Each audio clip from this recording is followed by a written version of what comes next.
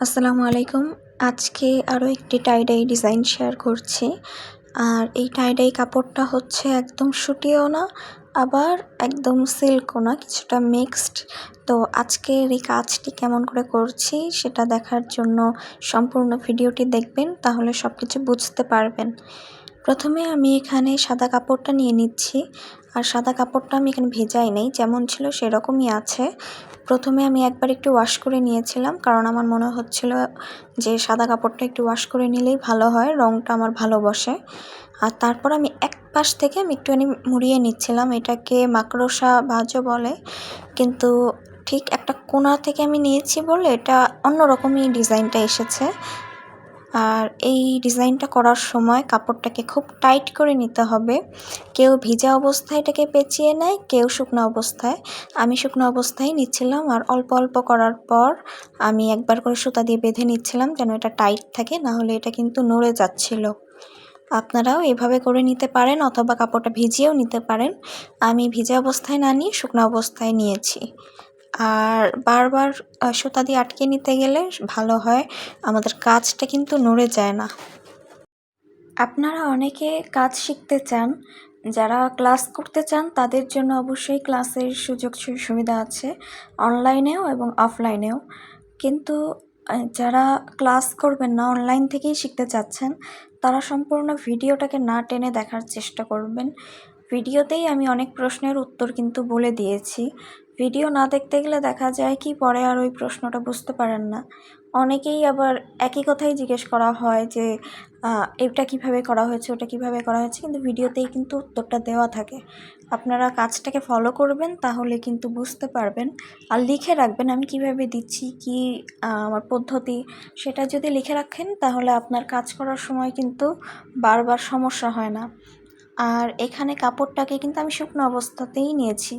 আপনারা এটা শুকনাও নিতে পারবেন, ভেজাও নিতে পারবেন, কোনো সমস্যা নাই। কিন্তু আমি যেহেতু এখানে খাটের ওপরে কাজটা করছি, আপনাদের তখন একটু ফ্লোরে করতে হবে, যেন জায়গাটা ভিজে না যায়।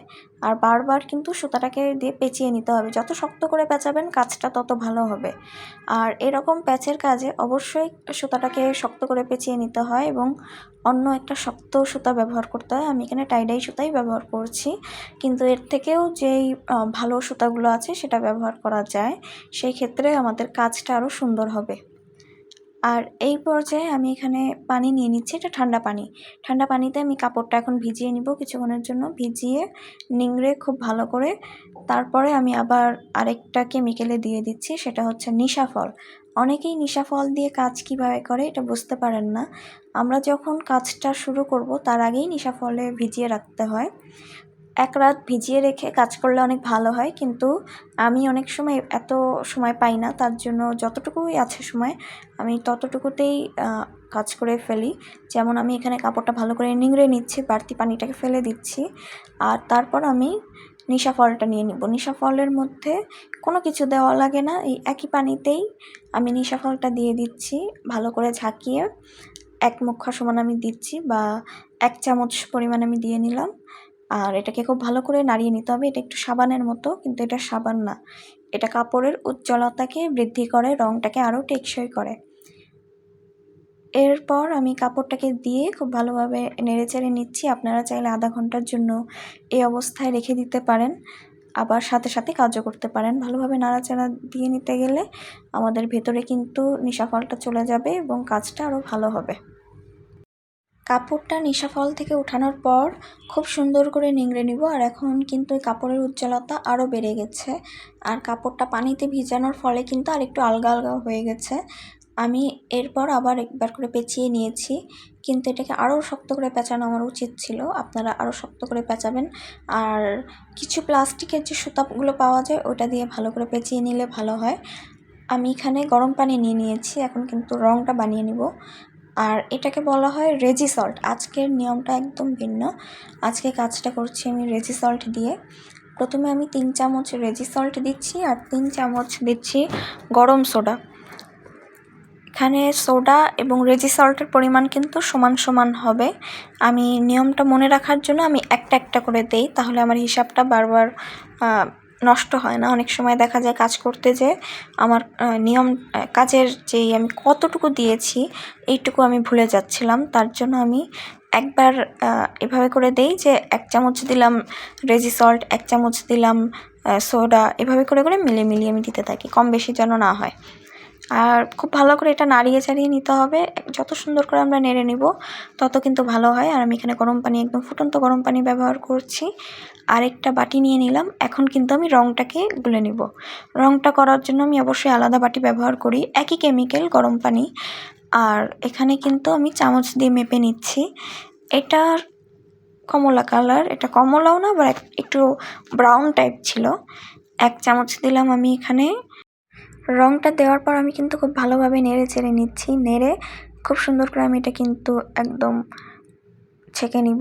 যত সুন্দর করে আমরা ছাঁকবো তত কিন্তু এটার কাজটা ভালো হবে।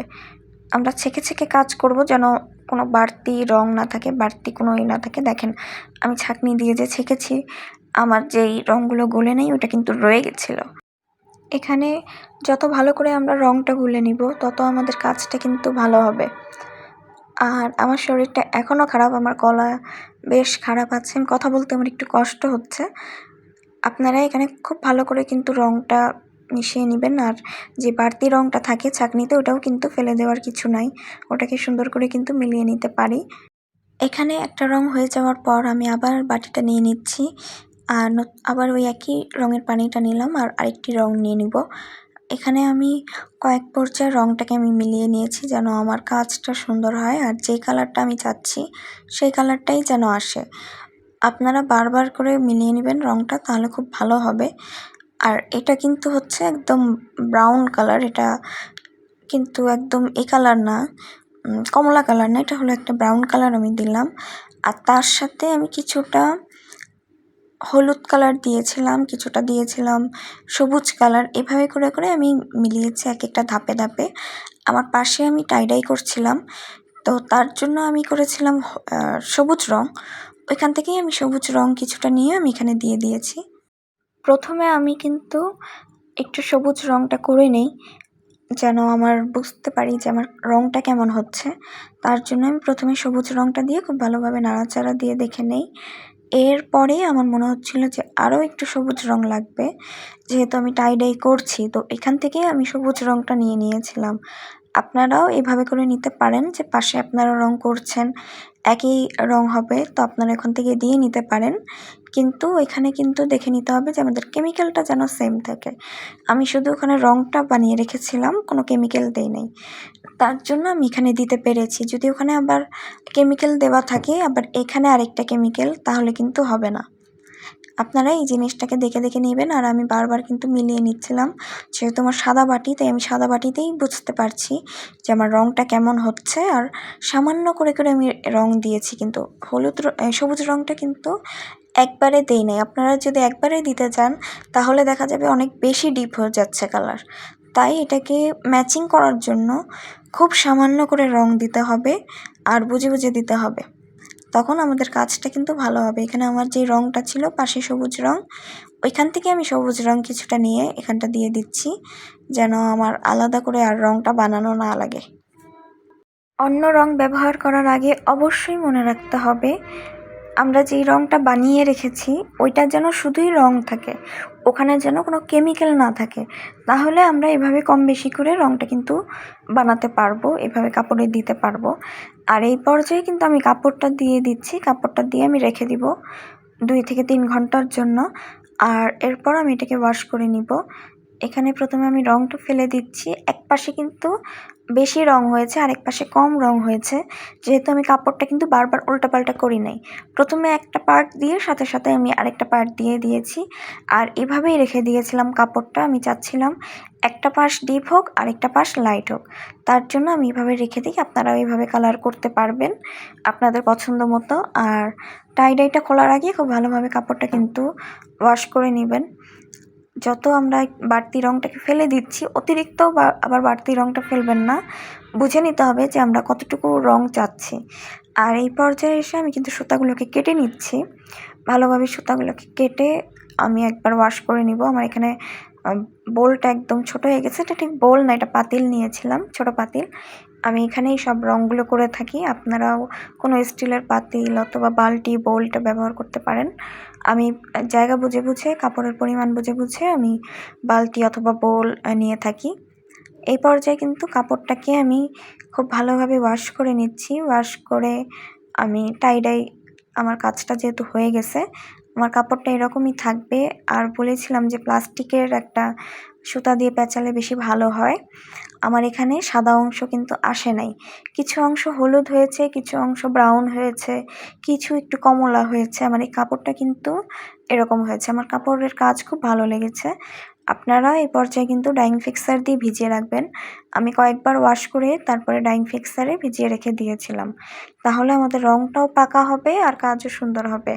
আপনারা যদি সাদা অংশ বেশি রাখতে চান তাহলে কাপড়টাকে আরও শক্ত করে পেঁচিয়ে নিতে হবে এবং কাপড়টাকে লক্ষ্য রাখতে হবে যেন আমাদের রঙটা ভেতরে না যায়। যেহেতু আমার এখানে কিছুটা সিল্ক আছে কাপড়, তার জন্য আমার রঙটা ভেতরে চলে গেছে। যদি আমার এখানে কাপড়টা একদম সুতি হতো তাহলে ভেতরে যেত না।